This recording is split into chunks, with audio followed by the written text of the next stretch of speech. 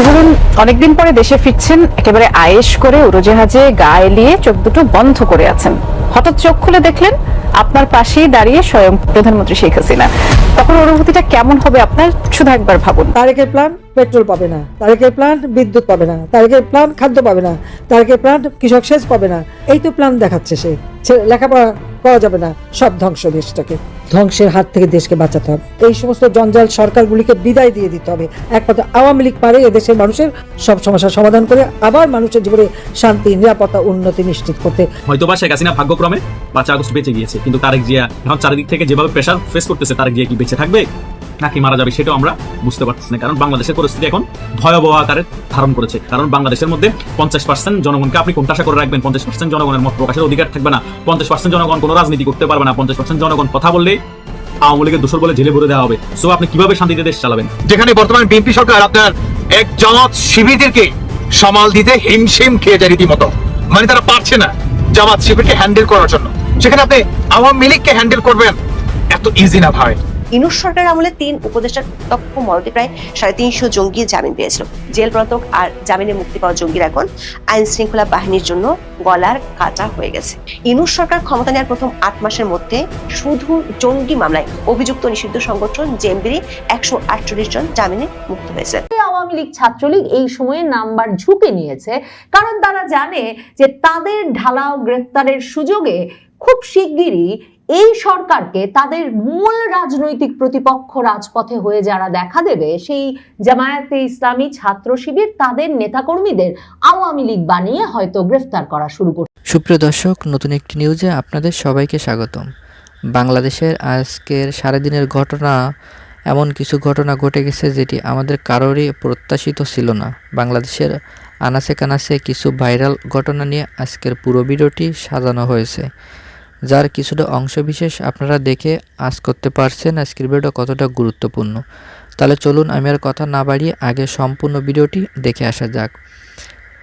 আপনি যদি এই চ্যানেলটিতে নতুন হয়ে থাকেন তাহলে অবশ্যই আমাদের এই চ্যানেলটি সাবস্ক্রাইব করে আমাদের পাশে থাকার অনুরোধ রইল। আর যারা ইতিমধ্যে চ্যানেলটি সাবস্ক্রাইব করেছেন তাদেরকে অসংখ্য ধন্যবাদ। তাহলে চলুন ভিডিওটিতে একটা লাইক দিয়ে ধারাবাহিকভাবে সম্পূর্ণ আলোচনাটি আগে দেখে আসা যাক।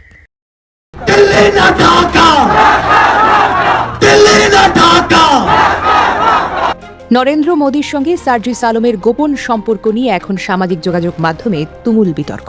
সবার মনে একটাই প্রশ্ন ঘুরপাক খাচ্ছে, তবে কি তলে তলে অনেক বড় কোনো ঘাপলা চলছে? মোদী এবং সার্জিসের এই নতুন সম্পর্ক দেখে দেশের মানুষ তো রীতিমতো হতবাক। কিছুদিন আগেও যাকে মানুষ মাথার তাজ বানিয়েছিল, আজ তারই ভোল পাল্টানো রূপ দেখে সবার চোখ কপালে ওঠার জোগাড়। যে দিল্লির বিরুদ্ধে কড়া কড়া কথা বলে সে রাতারাতি হিরো বনে গিয়েছিল, আজ বাতাসে জোর গুঞ্জন। সেই দিল্লির সাথেই নাকি তার চলছে দারুণ মাখামাখি। একসময়ের খুব সাধারণ এক ছাত্রনেতা হঠাৎ করে 20 কোটি টাকার বিশাল গাড়িতে ঘুরছেন, আর তার এমন অদ্ভুত কাণ্ড ঘটাচ্ছেন যা দেখে চক্ষু চড়ক গাছ হওয়ার জোগাড়। সাধারণ মানুষের মনে এখন প্রবল সন্দেহ দানা বেঁধেছে।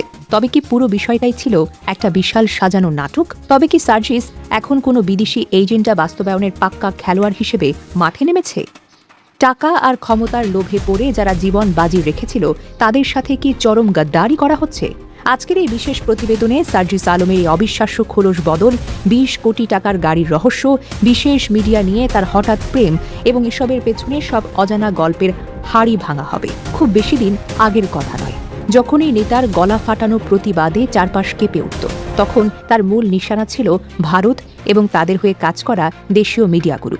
দেশের প্রথম সারির 2 বড় পত্রিকা প্রথম আলো এবং ডেইলি স্টারকে সে প্রকাশ্যেই দিল্লির ইশারা অনুযায়ী চলা প্রতিষ্ঠান বলে গালিও দিত।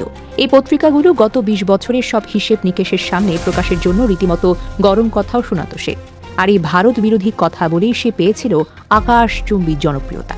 কিন্তু হঠাৎ করেই যেন ভেলকি বাজির মতো সবকিছু বদলে গেল। যে মিডিয়াগুলোকে সে ভারতের দালাল হিসেবে গালি দিত, এখন সেই একই মিডিয়ার সঙ্গে তার দারুণ খাতির চলছে। এমন 2 নৌকায় পা দেওয়া আচরণ দেখে তো অনেকেই তাকে মুখোশধারী বলতে শুরু করেছেন। অনেকেই মনে করছেন সার্জিস মানুষের ইমোশন নিয়ে ছিনিমিনি খেলে এখন সার্জিস নিজের পকেট ভারী করতে ভীষণ ব্যস্ত। প্রথম আলো আর ডেইলি স্টারের মতো পত্রিকার সাথে তার এই মাখামাখি দেখে সাধারণ মানুষ এখন চরম বিরক্ত। সবার মনে একটাই প্রশ্ন, কালকের ছেলে আজ এত বড় পোল্টি মারল কিভাবে?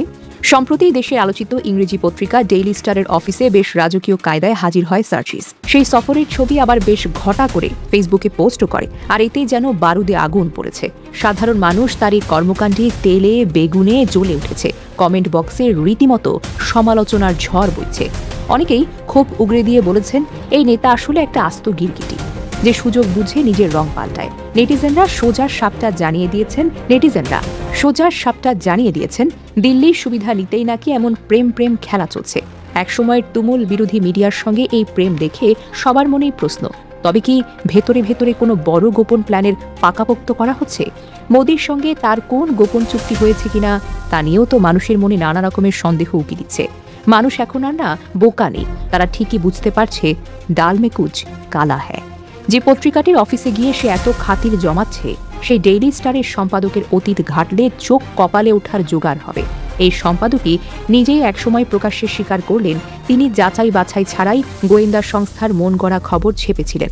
এমন একটি বাজে অতীত থাকা মানুষের সাথে সার্জিস আলমের এই হঠাৎ গড়ে ওঠার সখ্যতা মোটেও ভালোভাবে নিচ্ছেন না বিশ্লেষকরা। নিঃশব্দে বাংলাদেশে বড় অপারেশন চালালো ভারত।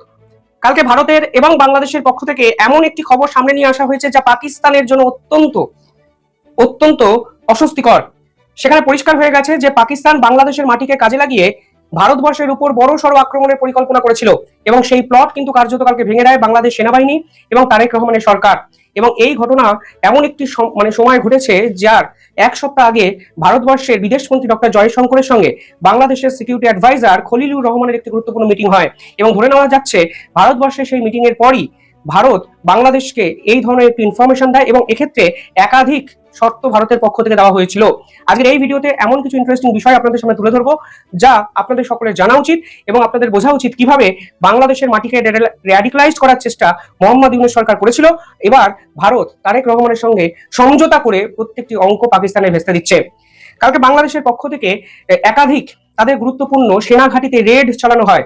এবার আপনারা ভাবতে পারেন যে বাংলাদেশ সেনাবাহিনী তাদেরই কেন নির্দিষ্ট জায়গায় রেড চালালো, এবং শুনলে অবাক হবেন পাকিস্তানের হয়ে এক্ষেত্রে বাংলাদেশের সেনাবাহিনীর একাধিক সদস্য কাজ করছিল, অর্থাৎ খোঁচর বৃত্তি করছিল, গুপ্তচর বৃত্তি করছিল, এবং ভারতবর্ষকে অশান্ত করার চেষ্টা করছিল, যা কালকে সম্পূর্ণভাবে ভেস্তে দিয়েছে বাংলাদেশ সরকার।